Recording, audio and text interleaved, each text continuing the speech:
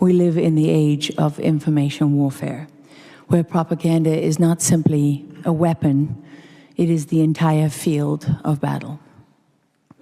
This is a war for our minds that is aided by advanced technology, and we have never been here, not in all of human history. It is a moment when we as journalists should stand together, united, and regardless of politics, we should fight for the truth and we should fight for freedom. Yet, not very long ago, we allowed one of our own, Tucker Carlson, to be branded as a traitor simply for doing his job. In fact, there were many so-called journalists who were leading the charge against Tucker, accusing him of treason for the simple fact of interviewing the president of Russia, Vladimir Putin.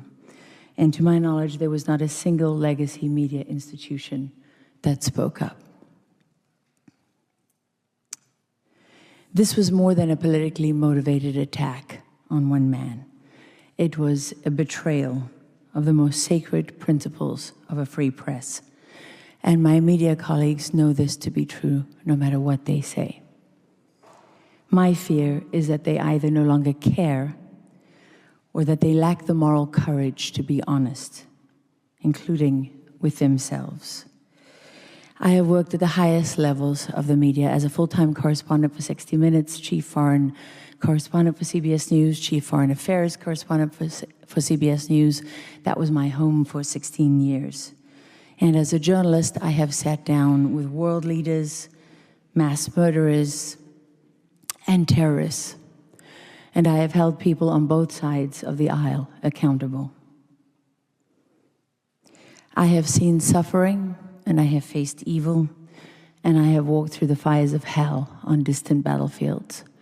I faced my own death at the hands of a mob of some 200 men in Egypt when I was gang raped and sodomized and beaten almost to death while on assignment for 60 Minutes. And yet for almost a decade, I have been targeted and falsely branded and accused of many things that I did not do.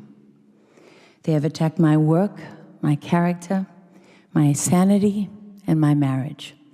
And I am not alone. We are many. And we will not give up, and we will not give in. To those who wish to censor the idea of free speech in America and all over the world. Media companies, institutions, and journalism schools have failed all of us. And for too long, we have allowed nonprofit organizations to masquerade as nonpartisan media watchdogs, when in fact they are little more than highly paid political propagandists and assassins whose entire reason for being is to crush anyone who stands in their way.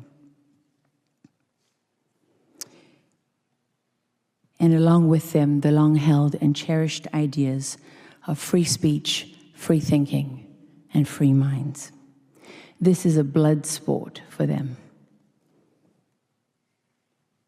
They're political allies and they're puppet masters. They know how to kill a journalist without murdering them. We call it cancel culture. In truth, it is a death sentence. And they get away with it because they have information dominance.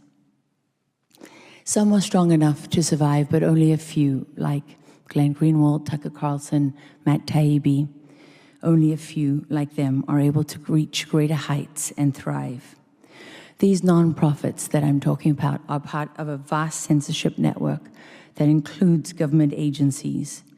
They use deception to mask their actions with lofty goals like preventing the spread of misinformation, disinformation, hate speech. They use phrases like protecting democracy. And make no mistake, words matter.